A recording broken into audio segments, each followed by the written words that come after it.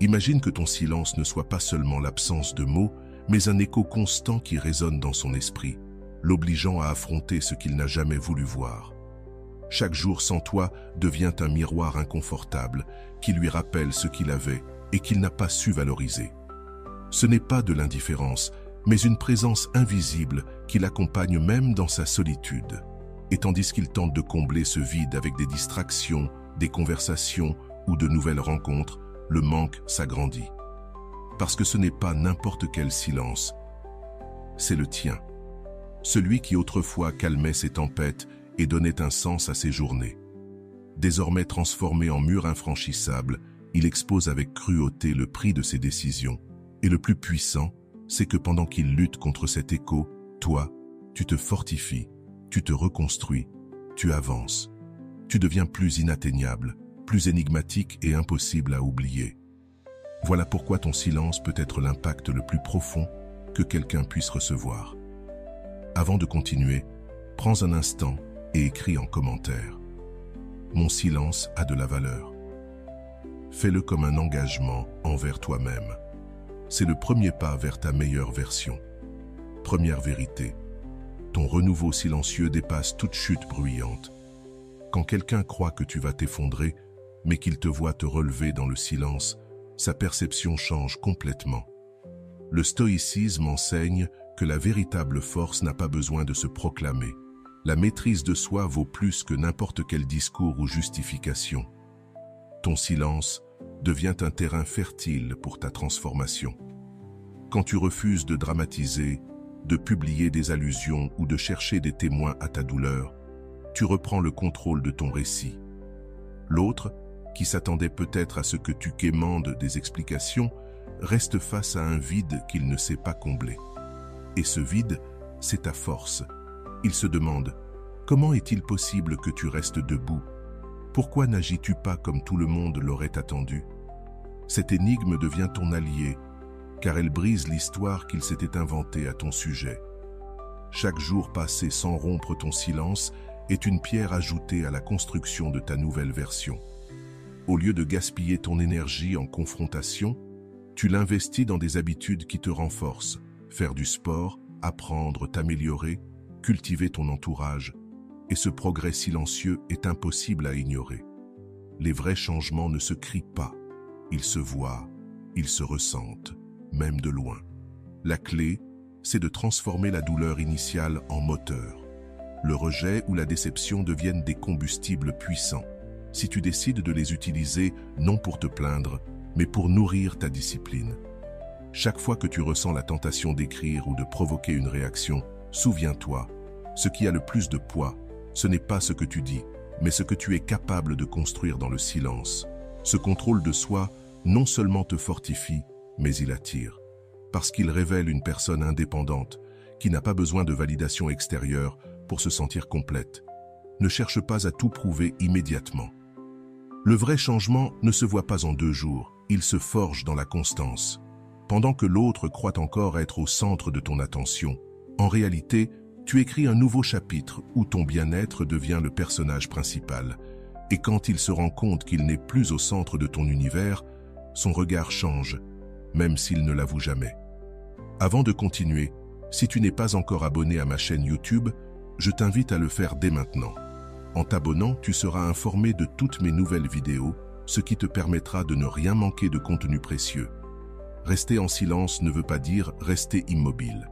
C'est travailler sur toi avec une telle détermination que, lorsque le moment viendra, ta seule présence suffira à révéler le changement.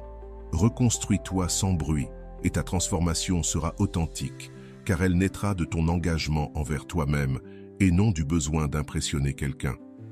Bien sûr, il y aura des jours où l'envie de rompre le silence sera forte, surtout quand les souvenirs blessent encore. Mais c'est précisément dans ces instants que ton autocontrôle compte le plus. Chaque victoire silencieuse, répétée, forge ton caractère. La patience stoïcienne t'enseigne que ce que tu bâtis en silence aujourd'hui parlera pour toi demain, sans que tu aies besoin de dire un mot. Avec le temps, ton entourage verra que tu n'es plus la même personne. Ceux qui t'ont sous-estimé ressentiront le contraste, non parce que tu auras voulu leur prouver quelque chose, mais parce que ta vie sera devenue la preuve vivante que le plus grand des changements se construit à l'abri des regards. Se relever en silence, c'est renoncer à la validation immédiate pour obtenir une victoire plus profonde et durable, celle qui consolide ton indépendance, renforce ta valeur et montre que tu n'as pas besoin de bruit pour démontrer ton pouvoir. Deuxième vérité, se taire brise les chaînes et révèle les jeux cachés. Le stoïcisme enseigne que le silence n'est pas un vide, mais un espace de pouvoir. Là où tu choisis de ne plus nourrir ce qui ne dépend pas de toi, tu reprends le contrôle. La véritable force n'est pas de contrôler les autres, mais de contrôler ta réaction face à eux. Quand tu refuses de réagir à chaque geste ou chaque provocation, tu brises un schéma qui durait parfois depuis des années. Avant, un message ou une parole suffisait à changer ton humeur. Ils le savaient et en profitaient. Mais le jour où tu choisis de te taire, tu détruis leur pouvoir sur toi. Le silence les désarme. Sans ta réaction, leur jeu s'effondre. Alors, tu découvres leurs vraies intentions. Des messages ambigus, de fausses nostalgies, des gestes qui paraissent affectueux, mais qui ne sont que des tests pour voir si tu es encore disponible. Le silence agit comme une lumière qui expose ce qui était caché. Tu comprends que beaucoup de leurs actions n'étaient pas de l'amour, mais des stratégies pour te garder accroché. Et quand tu choisis de ne plus répondre, tu ne protèges pas seulement ta paix, tu envoies un message clair, tu n'es plus manipulable. Bien sûr, ce choix demande discipline. La tentation de vouloir comprendre, de vouloir obtenir des explications sera là, mais chaque fois que tu cèdes, tu leur rends le contrôle. Tandis que si tu maintiens ton silence, tu récupères toute ton énergie et tu la réinvestis en toi, dans tes projets, tes habitudes, ton avenir. Et ce changement, crois-moi, se remarque, même à distance. La personne qui contrôlait ton humeur sent qu'elle perd son influence. C'est alors qu'elle redouble d'efforts, envoie des messages, provoque ou se montre froide pour te faire craquer. Mais tout cela n'est qu'un signe. Le pouvoir n'est plus entre ses mains. Ton silence devient un filtre puissant. Il révèle qui reste par sincérité et qui s'évapore quand il ne peut plus te manipuler. C'est ainsi que beaucoup de relations qui paraissaient profondes se dissolvent, parce qu'elles ne reposaient que sur un échange émotionnel déséquilibré. Ce qui reste, c'est le vrai, le solide, le durable. Le silence n'est pas de l'indifférence. C'est une forme de respect envers toi-même. C'est dire « ma paix vaut plus que vos jeux, vos manipulations ou vos drames ». Avec le temps, cette posture redéfinit ton identité. Tu n'es plus la personne qui réagit à tout, mais celle qui choisit où investir son énergie. Et cette indépendance émotionnelle devient magnétique. Car au fond, le silence n'est pas une arme pour attirer ou repousser quelqu'un. C'est un chemin pour bâtir une vie où tu es enfin le centre de ton propre équilibre. Commence à écrire ton histoire au lieu de laisser les autres l'écrire pour toi. Là réside le véritable pouvoir. Ne laissez personne d'autre décider comment tu te sens, comment tu agis ou comment tu penses. Troisième point. Le rejet ferme une porte, mais le silence ouvre celle du remords. Quand quelqu'un te rejette, ton instinct naturel est de vouloir expliquer, insister ou prouver à cette personne ce qu'elle perd. Mais dans cet élan, on finit souvent par donner plus que ce que l'on devrait, en épuisant son énergie et sa dignité. Le silence, lui, est une réponse qui ne supplie pas et ne justifie rien. C'est un message invisible qui s'imprime dans l'esprit de l'autre sans qu'il ait la possibilité de le contester. C'est la décision consciente de ne pas nourrir un lien qui n'est pas réciproque et de protéger ta propre valeur sans avoir besoin de la démontrer par des mots. Selon le stoïcisme, se taire face à ce qui échappe à ton contrôle est un acte de force, car cela prouve que la vraie bataille se gagne à l'intérieur de toi-même, pas dans l'approbation extérieure. En restant silencieux, tu refuses de participer à un jeu émotionnel où l'autre détenait le pouvoir. Tu brises le schéma de réaction attendu et, sans le chercher, tu sèmes le doute. Cette absence de mots devient un écho qui résonne dans son esprit, l'obligeant à repenser ce qui s'est passé. On ne se souvient jamais d'une insistance avec respect, mais on peut se souvenir d'un silence avec curiosité, parfois même avec inconfort. Car, quand tu ne réagis pas comme prévu, tu montres que tu n'es pas prévisible, et cela te rend plus difficile à remplacer. La clé, c'est de ne pas utiliser le silence comme manipulation, mais comme autoprotection. C'est investir ton énergie dans ta reconstruction, retrouver ton équilibre émotionnel et te prouver que tu n'as pas besoin de mendier de l'attention pour te sentir digne.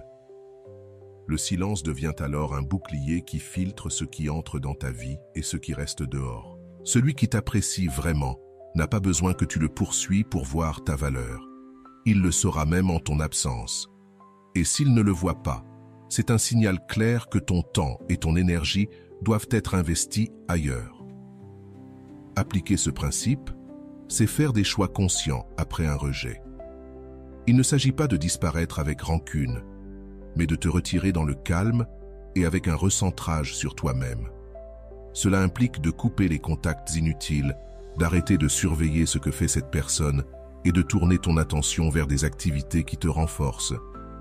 C'est un changement de perspective, passer de l'attente de quelque chose de l'autre à t'apporter à toi-même ce que tu attendais. Le silence cesse alors d'être un vide et devient un espace fertile. Avec le temps, ce comportement produit deux effets.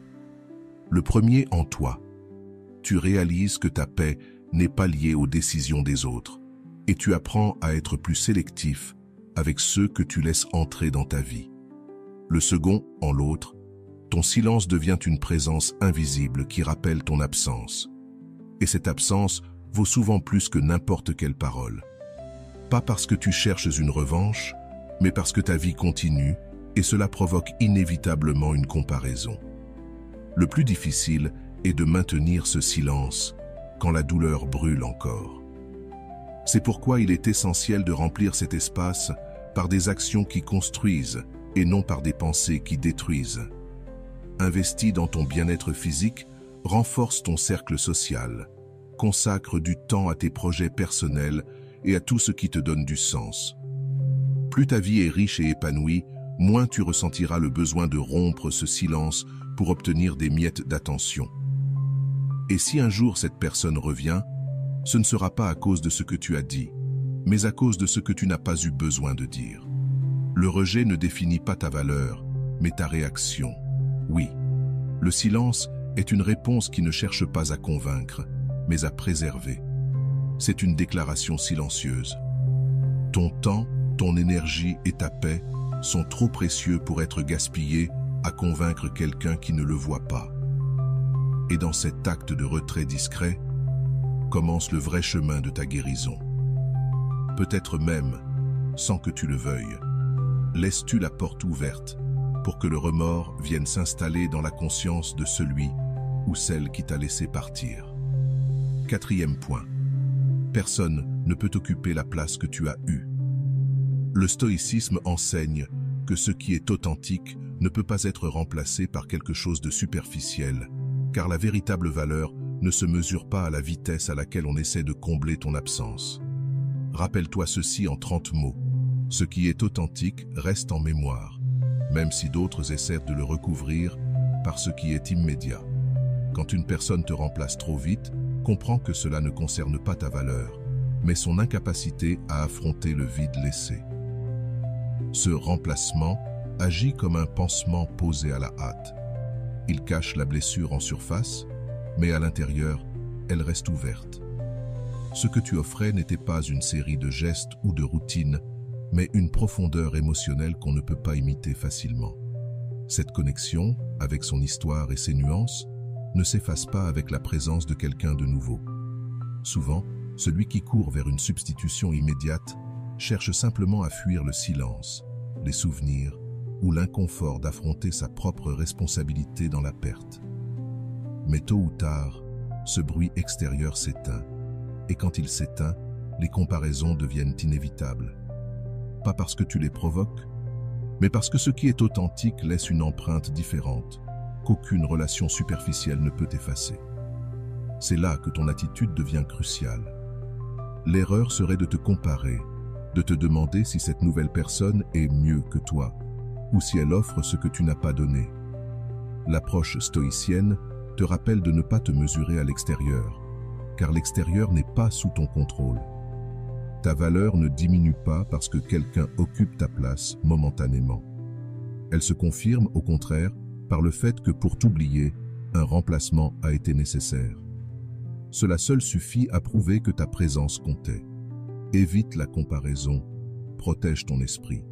Chaque fois que tu penses à ce remplacement, tu nourris une idée de perte, alors que ce que tu perds vraiment, c'est l'occasion de construire ta paix intérieure. Reste concentré sur toi, sur tes objectifs, sur ton bien-être. Cela t'affranchit du cercle vicieux où ta valeur dépend de ce que l'autre fait ou ne fait pas. Car avec le temps, le contraste devient évident. L'intensité de la nouveauté s'épuise, puisque ce qui est né de l'urgence d'oublier n'a pas de racines solides. Alors, la mémoire reprend sa place. Les moments vrais que vous avez partagés, la compréhension mutuelle, les détails uniques. Tout revient dans l'esprit de celui qui a voulu te remplacer. Et cela, sans que tu bouges le petit doigt. Ne confonds pas cela avec l'attente de son retour. Le but n'est pas qu'il revienne, mais que tu préserves ta dignité. Le stoïcisme te rappelle que l'important n'est pas leur réaction, mais ta stabilité. En gardant ton calme, sans te comparer ni entrer dans une compétition invisible, tu restes dans une force intérieure qu'on ne peut t'enlever. Cette sérénité, celle qui vient de l'acceptation que ta valeur est unique, préserve ta paix. Tu n'as rien à prouver. Tu n'as pas à te battre pour un espace que tu avais déjà occupé de manière authentique. Si quelqu'un tente de le remplir avec du superficiel, cela ne t'enlève rien. Au contraire, cela confirme que ce que tu offrais ne peut être remplacé. Dans le silence de ton retrait et dans la constance de ton propre progrès, tu envoies un message plus fort que n'importe quelle parole. Tu ne te bats pas, tu n'imites pas, tu ne te rabaisses pas à mesurer ta valeur au choix d'autrui. Ce qui est authentique ne se remplace pas. Et tu es la preuve de cette vérité. Un remplacement peut occuper du temps et de l'espace, mais il ne remplira jamais le vide d'une connexion réelle. Et c'est là que réside ta plus grande force. Savoir que ce que tu as été et ce que tu as donné reste, même si d'autres essaient de le recouvrir de bruit passager. Le stoïcisme enseigne que tu n'es pas responsable de soutenir quelqu'un qui a choisi de te lâcher, car chacun doit porter le poids de ses propres décisions. 30 mots suffisent pour s'en souvenir. Ta paix et ta croissance sont ton devoir, non pas le sauvetage de ceux qui se sont effondrés pour ne pas avoir su te préserver. Quand tu étais présent, peut-être ne te rendais-tu pas compte de l'équilibre que tu apportais à la vie de cette personne.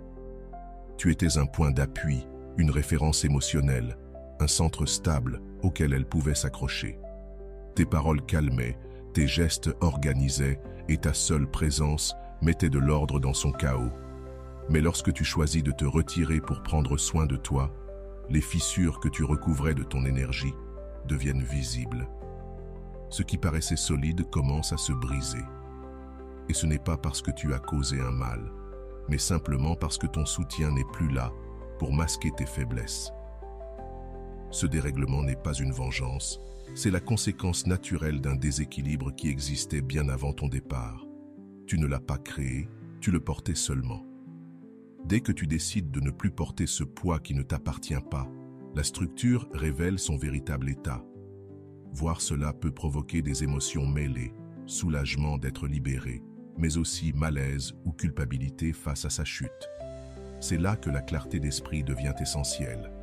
La tentation de revenir pour l'aider à se stabiliser peut être forte, surtout si ta nature est protectrice.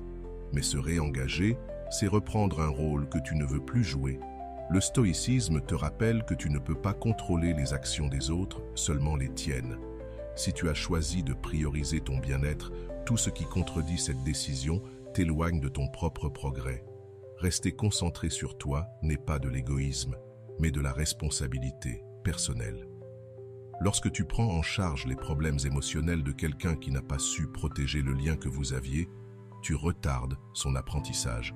Car, même si tu crois aider, tu ne fais que tendre un filet qui l'empêche de toucher le fond dont il a besoin pour rebondir.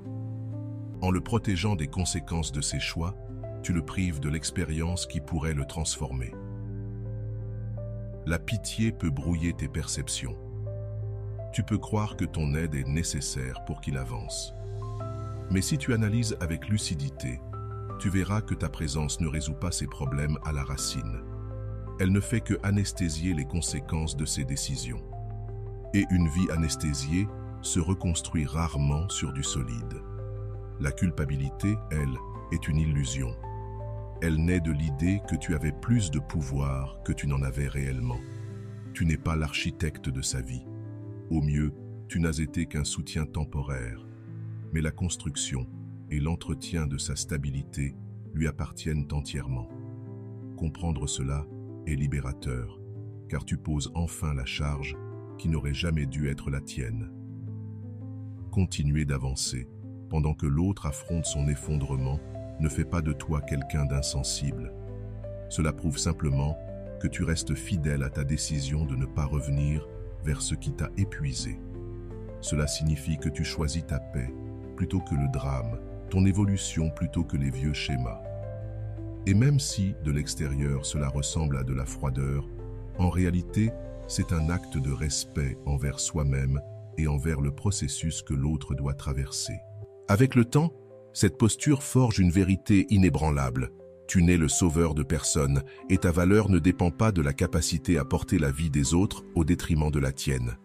L'effondrement des autres n'est pas ta défaite.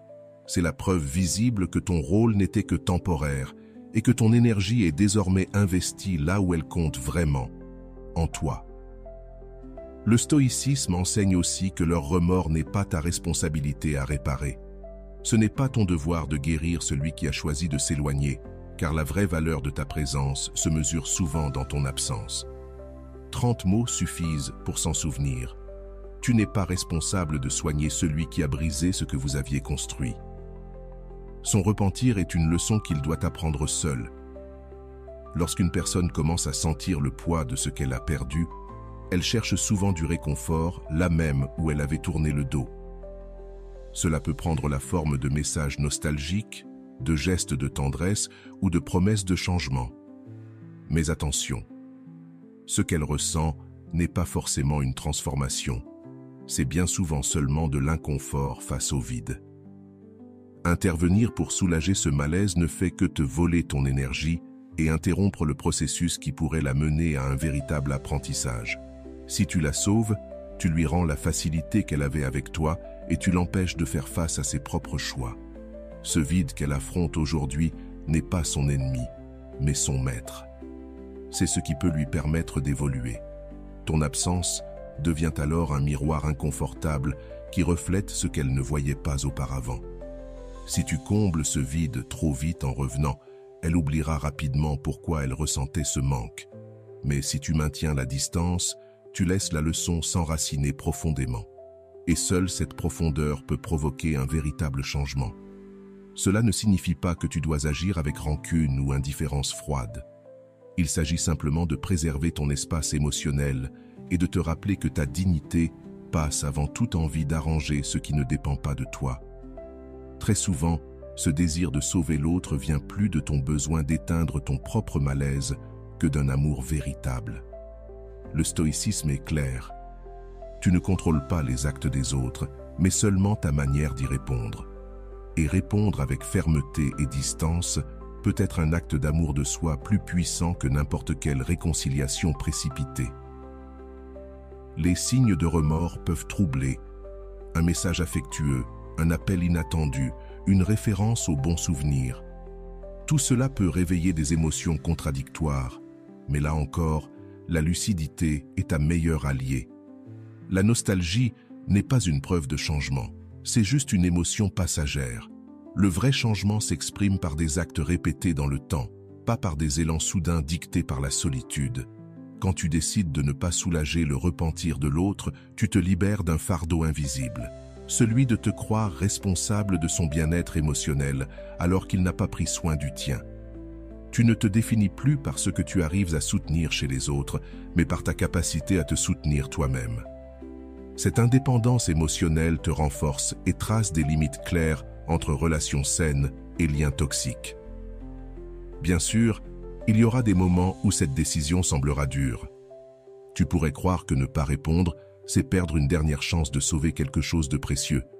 Mais rappelle-toi ceci, si ce lien était vraiment précieux, il n'aurait pas eu besoin d'en arriver là pour être préservé. Ce qui se perd par manque d'attention ne peut, peut-être, se retrouver qu'après un profond processus de prise de conscience. Et ce processus ne t'appartient pas. Il revient à celui qui a laissé filer ce qu'il possédait. Tenir fermement cette posture ne protège pas seulement ta dignité. Cela ferme les cercles inachevés et t'empêche de rester piégé dans des répétitions douloureuses. Cela libère ton énergie pour la consacrer à des relations, des projets et des expériences qui nourrissent vraiment ta vie. Le repentir de l'autre, aussi intense qu'il paraisse, n'est que le début d'un chemin qu'il doit parcourir seul. Si tu interviens trop tôt, tu l'éloignes de sa propre leçon. Rester ferme n'est pas de la froideur, c'est du respect. Respect pour toi et respect pour son processus. Car au final, la paix que tu gagnes en ne portant pas ce qui ne t'appartient pas vaut infiniment plus que toute tentative de ressusciter ce qui t'a un jour détruit. Enfin, le stoïcisme enseigne que ton absence donne de la puissance à tes paroles. Tu n'as pas toujours besoin de parler pour transmettre un message. Parfois, le silence est l'argument le plus fort. 30 mots suffisent pour s'en souvenir. L'absence maîtrisée peut avoir plus d'impact que n'importe quel discours. Quand tu étais présent et disponible, il était facile que tes paroles et tes gestes passent inaperçus. La familiarité a cet effet. Ce qui est précieux devient normalisé et finit par être confondu avec quelque chose de garanti. Mais lorsque tu décides de te taire et de t'éloigner, tout ce que tu donnais sans compter commence à peser autrement. Ce message du matin qui n'arrive plus, cette attention constante qui n'est plus là, ces petites marques d'intérêt qui paraissaient routinières. Tout devient un écho inconfortable qui résonne dans l'esprit de celui qui les a perdus. Le silence est inconfortable pour celui qui n'y est pas habitué. Au début, il cherchera à combler ce vide par des distractions ou d'autres voies, mais rien n'aura la même saveur, car l'empreinte que tu as laissée ne se remplace pas si facilement. C'est dans ce contraste que ton véritable poids se révèle. L'absence oblige à se souvenir, et ce souvenir ne peut être manipulé ni effacé. Ton rôle n'est pas de courir expliquer pourquoi tu n'es plus là, ni de justifier ce que tu as donné, ni encore de souligner sans cesse ce que tu as apporté. Le véritable impact naît lorsque tu laisses l'autre relier seul les points. C'est comme retirer une mélodie de fond. On ne réalise combien elle emplissait l'espace qu'au moment où elle disparaît. Le silence devient alors un miroir qui renvoie à l'autre tout ce qu'il tenait pour acquis. Ce principe n'est pas une passivité, c'est une action stratégique. En n'intervenant pas, tu conserves ton énergie et tu sors d'une dynamique où ta valeur dépend de la rappeler sans cesse à quelqu'un d'autre. L'absence parle pour toi et elle le fait avec plus de force qu'aucun discours. La clé, c'est de résister à la tentation de briser ce silence pour obtenir une réaction immédiate. Peut-être recevras-tu des signes qui ressemblent à de la curiosité ou du regret, un message soudain, une mention sur les réseaux, un salut inattendu. Mais si tu réponds impulsivement, tu dilues l'effet accumulé de ton absence.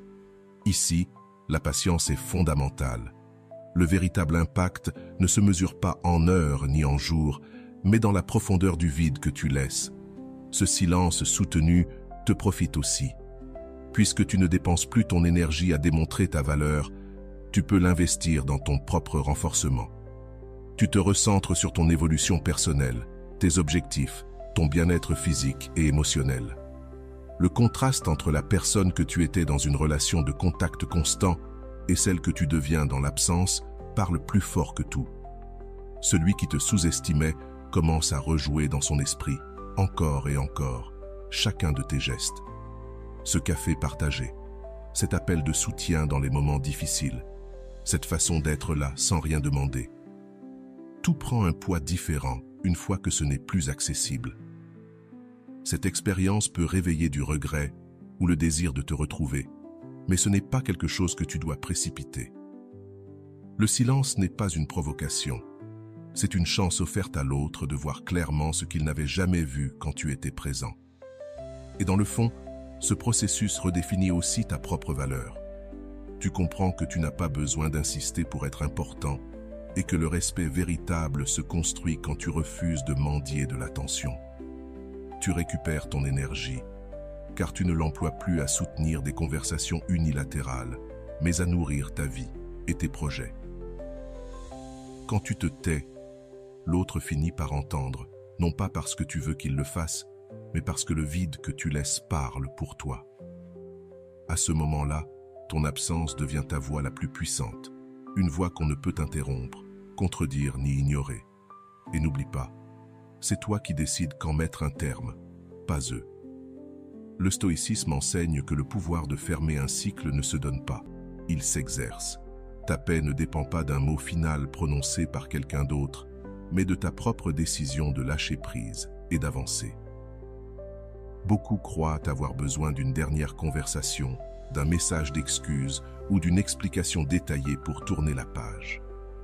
Mais cette attente ne fait que prolonger la douleur, car elle place ta guérison entre les mains de celui qui t'a déjà montré qu'il ne savait pas te protéger.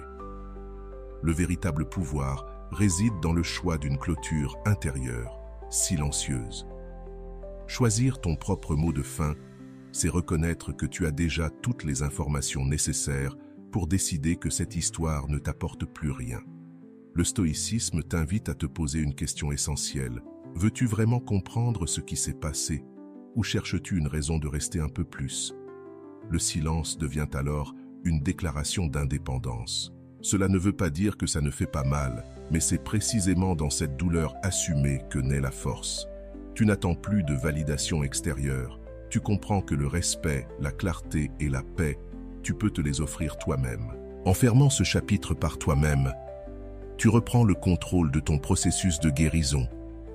Tu ne vis plus au rythme de silence imposé, ni de messages qui n'arrivent jamais. Tu choisis toi-même le moment d'avancer. Ce changement dissout la dépendance émotionnelle qui te faisait croire que seul l'autre pouvait te donner la tranquillité que tu cherchais. Tu comprends enfin qu'elle vient de l'intérieur et non d'une concession extérieure. Et quand tu prends la décision de mettre fin sans demander la permission, tu ne termines pas seulement une histoire, tu transformes toute la narration. Tu n'es plus celui qui attend d'être libéré, tu deviens celui qui a choisi de se libérer. Le vrai dénouement n'arrive pas dans un dernier message, ni dans une ultime rencontre. Il arrive au moment exact où tu dis, pour toi-même et sans témoin, cela s'arrête ici, et je continue ma route. Ce moment, invisible pour le monde, est l'instant où tu récupères pleinement ta paix. Le stoïcisme enseigne que ton éloignement agit comme un miroir. Il reflète et amplifie ce que l'autre a perdu.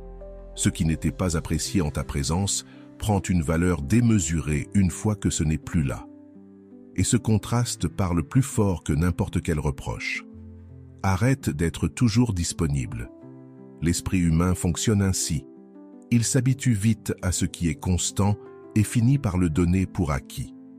Mais lorsqu'il le perd, il le redécouvre comme quelque chose d'exceptionnel. Dans le vide que tu laisses, l'autre personne commence à chercher ce que tu offrais. Parfois consciemment, parfois sans même s'en rendre compte. Elle peut essayer de le retrouver chez d'autres, dans de nouvelles relations ou dans des distractions passagères. Mais ce que tu as construit avec authenticité ne peut pas être imité facilement. Et quand elle réalise que ce qu'elle possède aujourd'hui n'égale pas ce qu'elle avait avec toi, le poids émotionnel devient inévitable. C'est là que ton rôle est crucial. La tentation de leur rappeler qui tu étais et ce que tu donnais est grande, surtout quand tu sais qu'ils ne retrouveront rien de comparable ailleurs. Mais agir ainsi briserait la magie du contraste. Le véritable impact se produit lorsque tu n'interviens pas, quand tu laisses le silence et la distance travailler pour toi. Ton absence devient alors un message constant, qui n'a pas besoin de mots pour être compris. Te maintenir ferme dans cette absence est un acte de discipline émotionnelle. Cela signifie résister à l'impulsion d'envoyer un petit message, de laisser un commentaire nostalgique ou de répondre à des provocations destinées à tester si tu es encore disponible. Chaque fois que tu évites ce piège, tu renforces ta position et l'effet du miroir que ton absence a créé. Ce processus agit aussi sur toi. En cessant de chercher à confirmer ta valeur à travers leurs réactions, tu apprends à la voir et à la ressentir par toi-même. Ton estime de toi se nourrit de ta cohérence, du fait de savoir que tu n'as pas besoin de forcer la reconnaissance pour exister. Et surtout, tu comprends que ton impact est réel, car il ne nécessite pas ton intervention constante pour rester vivant dans la mémoire de l'autre. Avec le temps, ce qui était banal pour eux devient une référence. Chaque nouvelle interaction qu'ils auront sera mesurée, consciemment ou inconsciemment, à l'aune de ce que tu offrais. Et même s'ils essaient de le cacher, la comparaison est inévitable. Cela peut leur provoquer du regret, de la mélancolie, ou même de l'inconfort, car le miroir de ton absence ne s'éteint pas. Il reste là, reflétant ce qu'ils ont laissé partir et ce qu'ils n'ont pas su protéger. Mais le but de ce principe n'est ni qu'ils reviennent, ni qu'ils souffrent. Le but est que toi, tu apprennes le pouvoir de te retirer sans crier ta valeur. C'est une leçon sur la manière dont la présence a une valeur unique lorsqu'elle est offerte avec authenticité, et sur la façon dont cette authenticité laisse une trace sans insistance. En restant concentré sur ton chemin, sur ton développement personnel et tes propres objectifs, tu montres que ta valeur ne dépend pas de la reconnaissance des autres, mais de la qualité de vie que tu choisis de bâtir. Voilà la véritable victoire. Que ton absence ne soit pas un jeu pour attirer l'attention, mais un rappel silencieux que ton temps et ton énergie sont un privilège et non un droit automatique pour quiconque. L'absence est un miroir qui amplifie la perte, car elle oblige à voir la différence entre ce qu'on avait et ce qu'on a maintenant.